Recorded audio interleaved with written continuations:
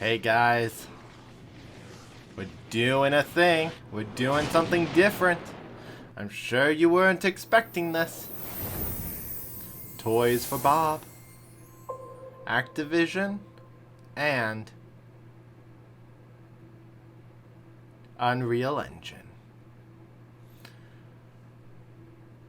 We're doing Spyro the Dragon. However, we are going to be doing something different. Most of my games come out on the Nintendo system.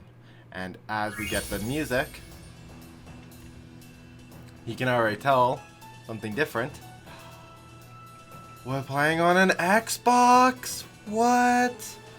Yes, I am playing Spyro the Dragon Reignited Trilogy on an Xbox One. It is probably one of the best things about playing Spyro is just how diverse it is. It does come out on the Nintendo Switch September 2nd, but because I am a poor boy who can't afford all the nicest things in the world, I've decided to forego paying for a second copy of Spyro the Dragon and just play the Spyro the Dragon Reignited Trilogy that I own, which just so happens to be an Xbox One version. So we're going to get started. Instead of clicking continue, we're actually going to do save slots. I do have a personal file, and this is basically the story of my life. I've played Spyro the Dragon before. I've never played Spyro Ripto's Rampage, and I've never played Spyro the Year of the Dragon. Ever. Like, I didn't even know that was part of a trilogy of Spyro. That is how unaware I am. So because I do know what's going to happen and how to play Spyro the Dragon, my mustache, my beard stash sucks. I do know what I'm doing in Spyro the Dragon. However, when we get to Spyro Ripto's Rage and Spyro Year of the Dragon, I will have no idea what I'm doing. So be prepared for future blind LPs on this. This LP is strictly for Spyro the Dragon. Nothing else. Once I do the last level, that's the end of this series and it's going on to another. And we will come back to Ripto's Rage another time. In the world of dragons, the one thing that I do have to say is a single negative are the loading times. Okay, rolling. It's been peaceful here in the Five Worlds, or is it 6? For a dragon's age, we now have 12,000 treasure, or is it 14,000? What about this Ganasty Ganok character? Now, I understand he's found a magic spell to turn gems into warriors for his cause. I'll take that question. Nasty Nork is a simple creature. Simple? He has been contained in a remote world and is no threat to the Dragon Kingdom. No threat? Besides, he is ugly. Ugly? That does it!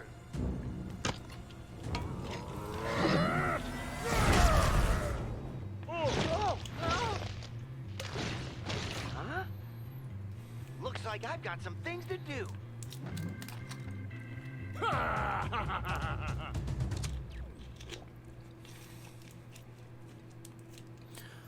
Now, before we get into any sort of big details, let's talk about a couple of things that are going on your screen.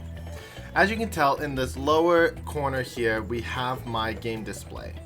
Right here on my left, but your guys' is...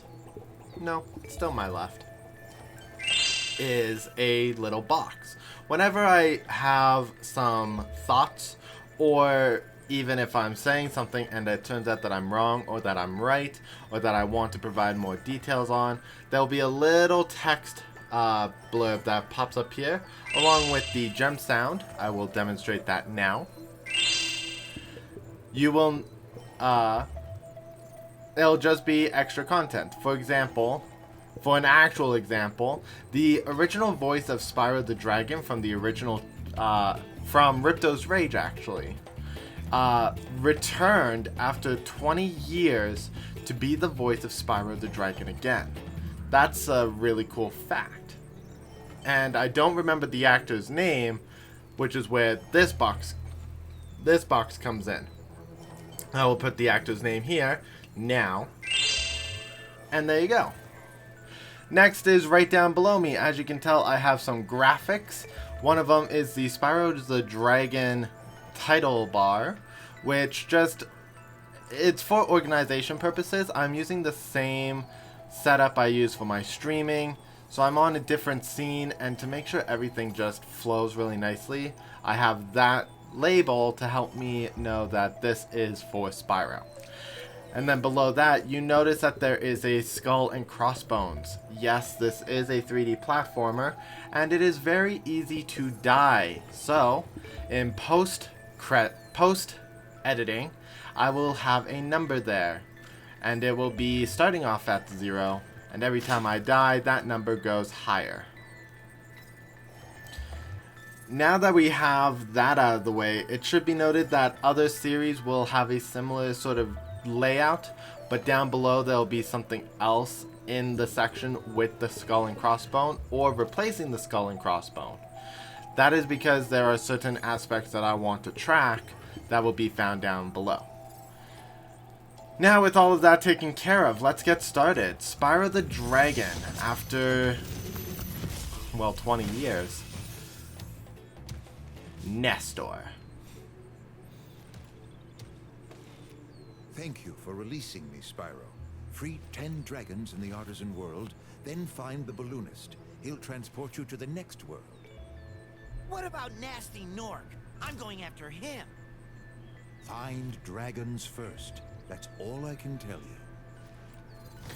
So one thing that I do note is, or do know, is that Spyro the Dragon is a very expressive character.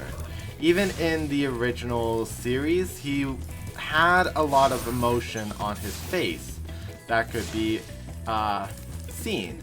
Lots of polygon stretching to express a lot of eye language, something that I'm terrible at doing.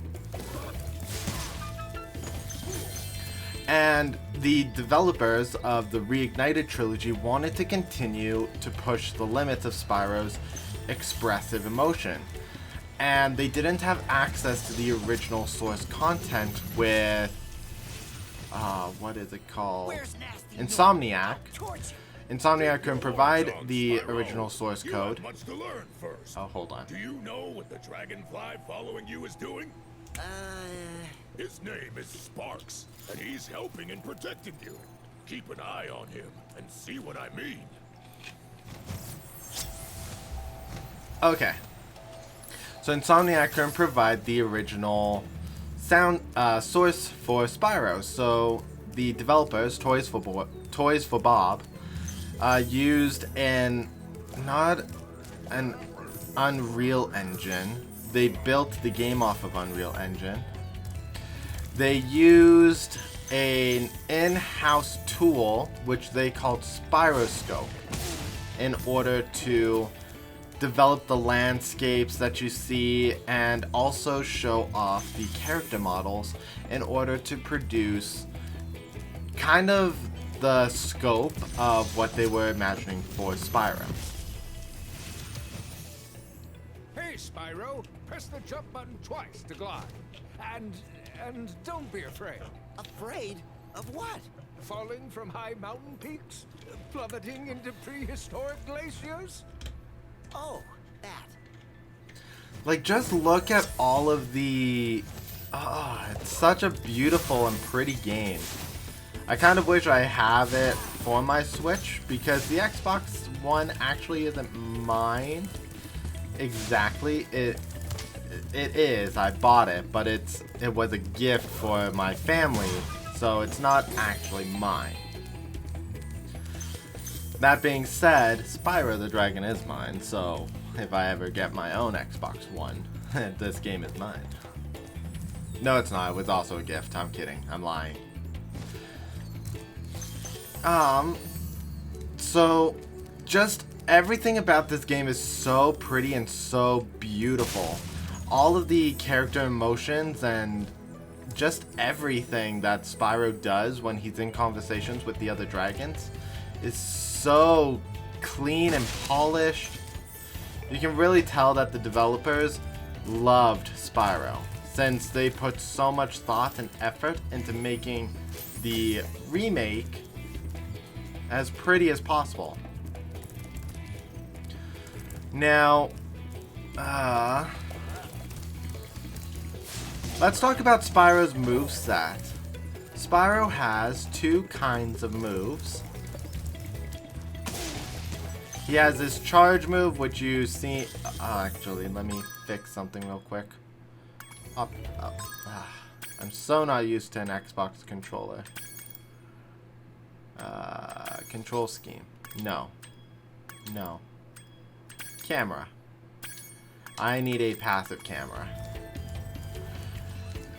I don't entirely know the difference between passive and active camera work. I just find that passive camera is easier to handle than active camera. If I remember correctly, active camera means that when Spyro turns, the camera automatically tries to follow him, which is useful, but can get you very motion sick, especially when you're trying to just rotate around to get a better angle at flying. Like that.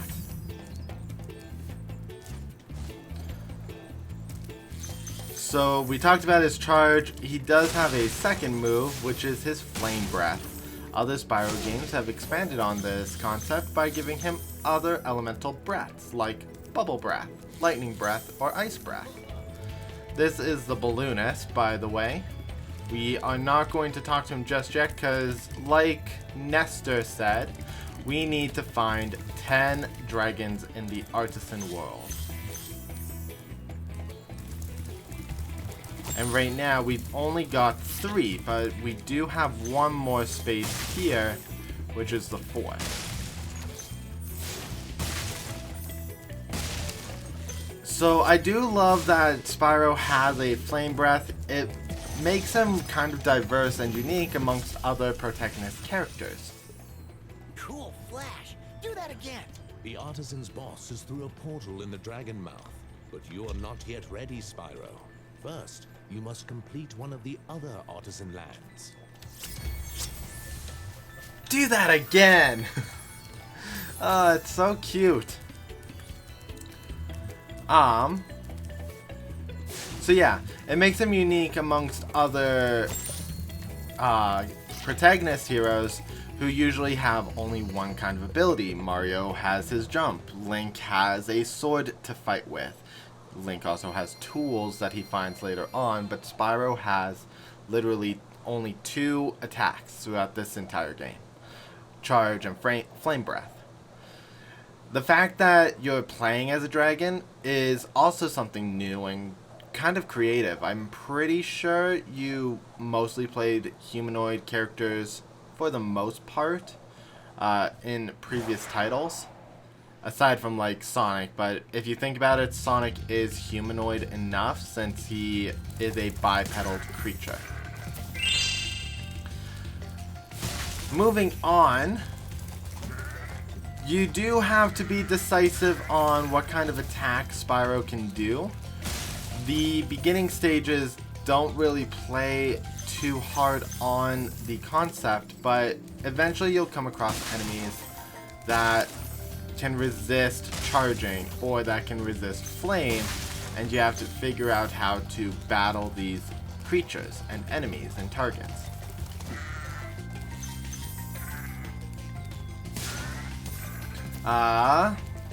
Let's talk about a new feature that Reignited Trilogy has introduced. They created the mini-map. I will have a little arrow point to it now.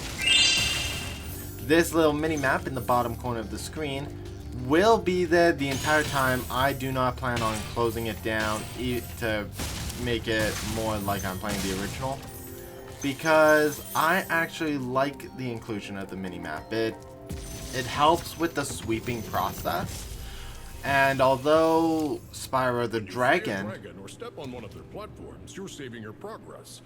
That could be useful if you run into trouble. Not that you ever run into trouble, Spyro. Oh, it's your fault we're in this trouble. Anyways, not that it's a problem. Even though Spyro the Dragon 1 never had a mini-map, it was introduced in Spyro the Dragon 2. So it's not like the mini-map was produced completely and solely for this game. It was just retrofitted into the first game from the second and third game. What else? Oh, I guess it should be noted that this is actually my... freed all the dragons. hold on. Pass through this fancy vortex thingamajigger. It'll take you back to the artisan home. But first, let me tell you a story. No thanks. See ya! As I was saying, it should be noted that this is actually my second attempt at doing the first episode. I had finished recording the first episode, exported it, put it to YouTube, and then I did a secondary video, which you guys have already seen today, hopefully, which was my 1-year anniversary video.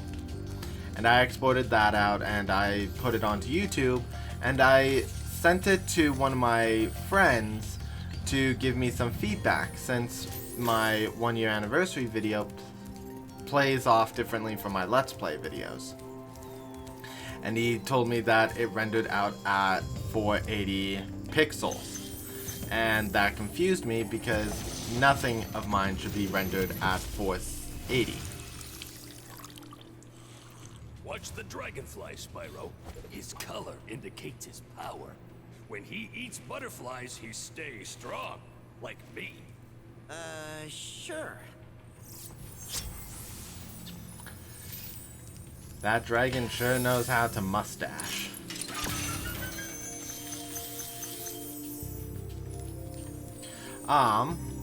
There was a thing that I was saying. Okay, yeah, 480p. So the video rendered out at 480p, and then I took a look at my Spyro render, and it too had rendered out at 420p. Which to me did not make sense, because I thought I was recording at 1080p videos.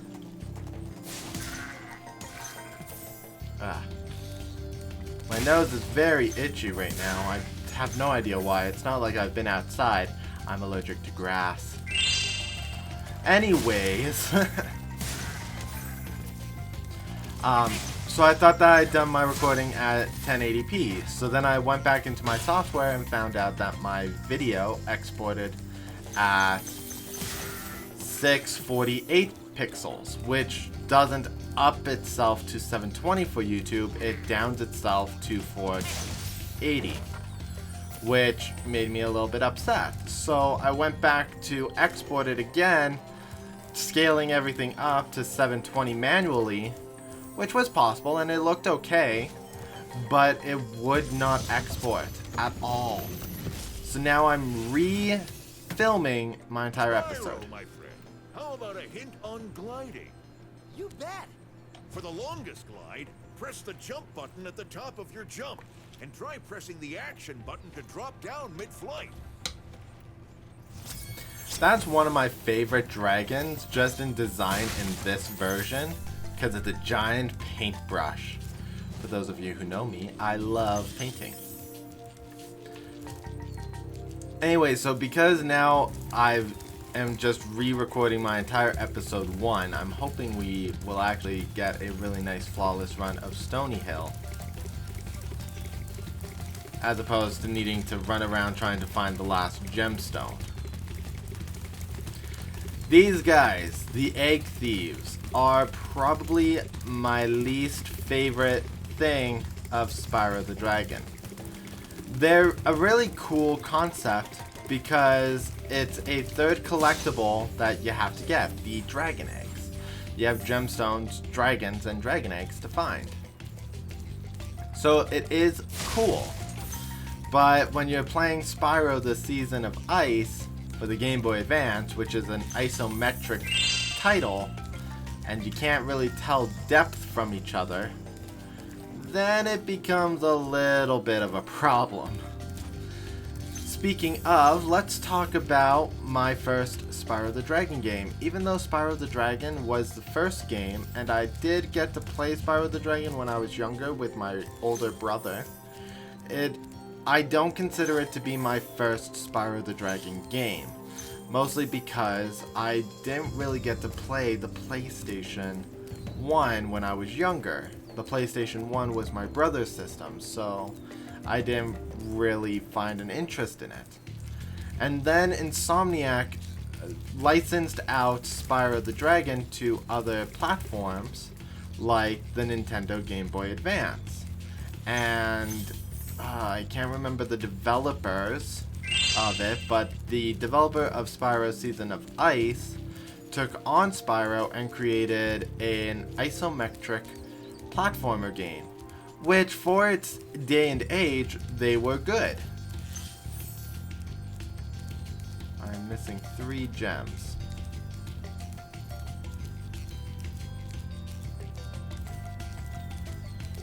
I think this is actually worse than the last time where I missed 2 gems.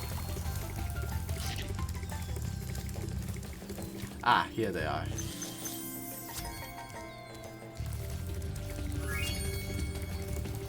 Okay, so much less time spent. So, Spyro the Season of Ice, even though it's the 4th Spyro Dragon that was created, was my technical first Spyro the Dragon game to play, because it was the one that I actually got to enjoy fully myself without needing to worry about someone else's system. And going back to the main purpose of this topic, the egg thieves in Spyro Season of Ice, which were actually crystal fairy thieves, were awful. They were terrible trying to fight in an isometric environment. So I'm going to show off another mechanic of Spyro the Dragon 1 in Dark Hollow. This is now my 2nd level of Spyro the Dragon. We're also going to finish off this level and call it an episode, just because of all the content, and this is episode 1. And that's also where I cut it off in the original recordings. So let's show off a mechanic real quick called the guidebook.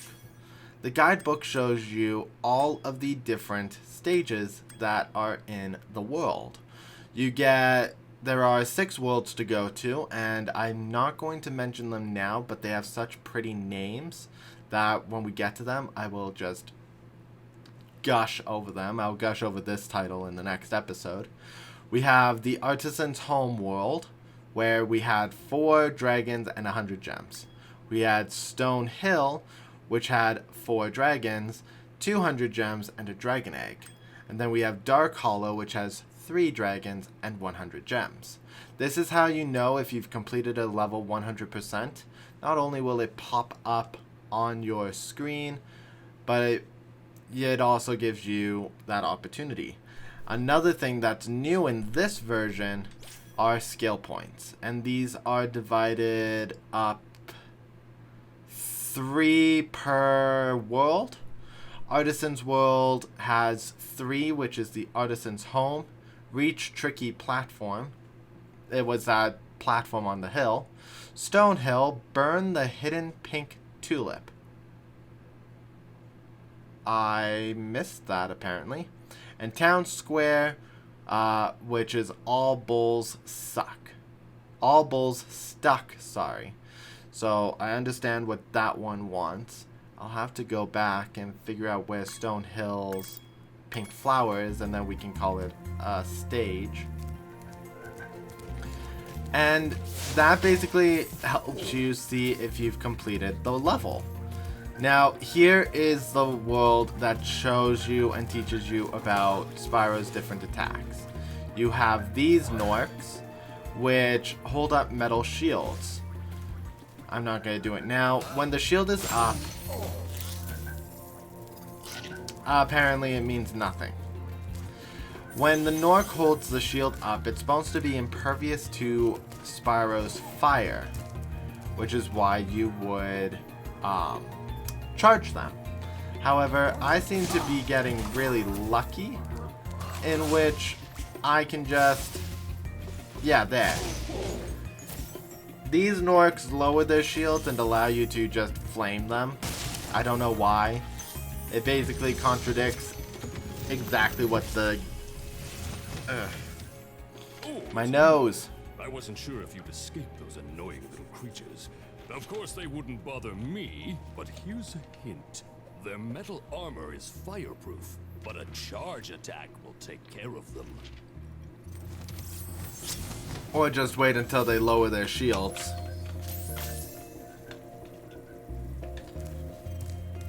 So yeah, I have no idea why the small Norks lower their shields. Also, if you're fast enough, you can just flame them. The big ones are rather annoying, I'll admit that.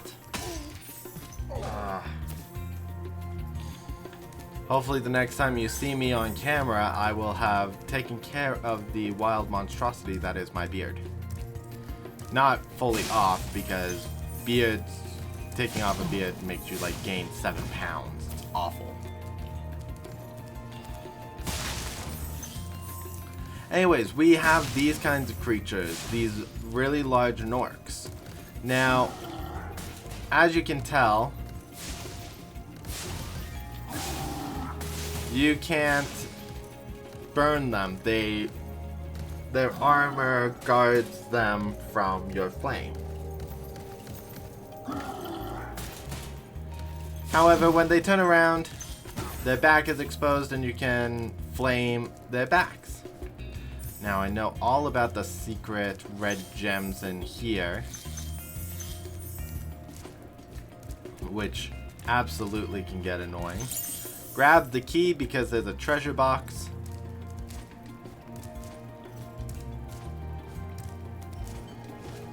And I also love how this room has changed from the original. Before, I think it looked very like a dome room. Spyro, want to know a secret? Use the action button when you want to zoom in and look around. Oh, your secret's safe with me.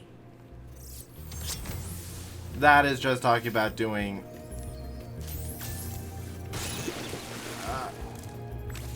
this. I have no idea why I wasn't doing it up there.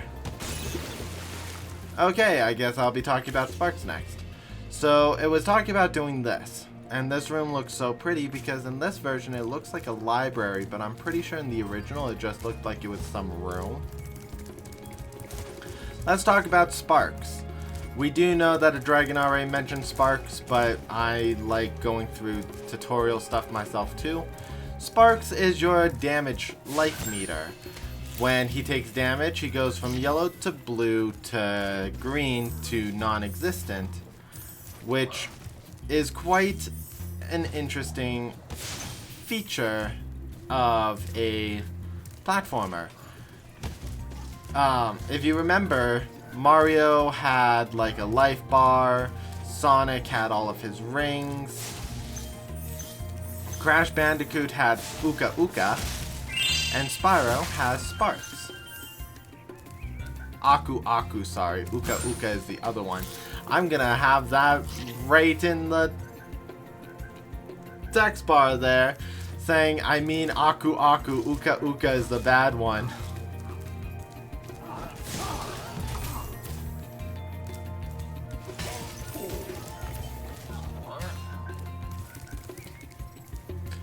So, the reason why Sparks is also really important, I'm not taking a hit from that guy, is because Spyro can allow you to collect the gems from a distance. You don't have to jump or run on top of the gems to collect them. Really nice. When you've taken 3 hits of damage and Sparks is no longer flying with you, then you do have to jump and hit all of the gemstones manually, which can cause a lot of very tricky platforming.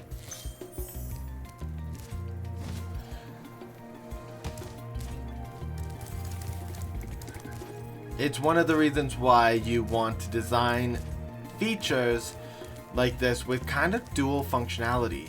I believe it is Shigeru Miyamoto who says your mechanics should do more than one Big thing. enemies like this Nork with the club cannot be charged, but a quick flame, that should defeat them. I know that I slandered the quote slightly, but it's something similar to that.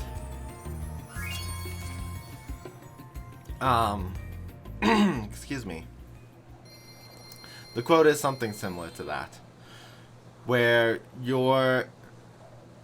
a tool should solve more than one problem. So if you think about it, Mario's jump not only does platforming, it attacks. The fire flower gives Mario a secondary hit, but it also gives him a secondary attack. Anyways, guys, that is going to be it technically for this episode. I'm going to run back into Stony Plains and find the pink flower and roast it because I want 100% on this series. And I actually missed it on my original episode, so I need to find something to fill to make this recording unique from my previous one. Gotta stay hydrated, lots of talking.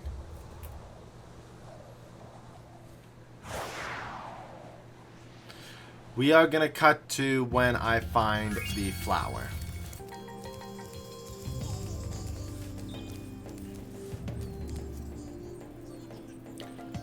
So I found it.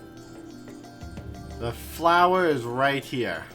Look at it in all of its glory. Skill point! Skill points give you lives, which are useful, which is why I would recommend doing as many of the skill points as you can. Thank you guys so much for joining me on Spyro the Dragon Reignite Trilogy's first episode. If you guys enjoyed what you watched, you can check me out on Twitter.